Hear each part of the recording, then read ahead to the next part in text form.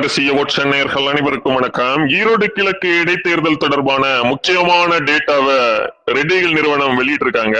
இதுல நாம் தமிழர் கட்சிக்கு பெரிய அளவு சாதகமான ஒரு டேட்டாவை பார்க்கப்படுது. இது குறித்து தான் இந்த காணொலியில விரிவா பேச போறோம். வாங்க வீடியோ. அரசியல் களத்துல ஒவ்வொரு அரசியல் கட்சி தலைவர்களுமே 2010 ஆண்டுக்கு பிறகு மிகப்பெரிய அளவு வியூக நிபுணர்களை கையில் வைத்துதான் அவர்களுடைய ஒவ்வொரு அரசியல் நடவடிக்கையையும் முன்னெடுக்கிறாங்க. ரொம்ப முக்கியமா தேர்தல் அரசியல்ல இந்த மாதிரியான இடைத்தேர்தல்கள்ல போட்டியிடுறதுக்கு கூட தங்களுடைய வியூக நிபுணர்களிடம் ஆலோசனை பெற்ற பிறகுதான் போட்டியிடுறாங்க. சோ அந்த அளவுக்கு விஜய் அவர்கள் பல இடைத்தேர்தல்கள்ல போட்டியிடாம இருக்கிறதுக்கு காரணமா அவருடைய வியூக நிபுணரான ஜான் ஆரோக்கியசாமி தான் சொல்லப்படுது. இந்த சூழல்ல தான் இப்போ ஈரோடு கிழக்கு இடைத்தேர்தலுக்கான அறிவிப்பு வெளியே வந்திருக்கு.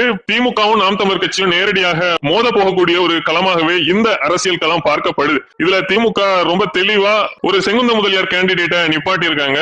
அதை முன்கூட்டியே யூகித்த நாம் தமிழர் கட்சியின் தலைமை ஒருங்கிணைப்பாளர் சீமான் அவர்கள் ஏற்கனவே சீதாலட்சுமி தான் இந்த தேர்தலில் போட்டியிட போறாங்க அப்படிங்கிற முடிவை எடுத்து வைத்திருந்தாரு. அதை நேற்றைய தினம் அறிவிக்க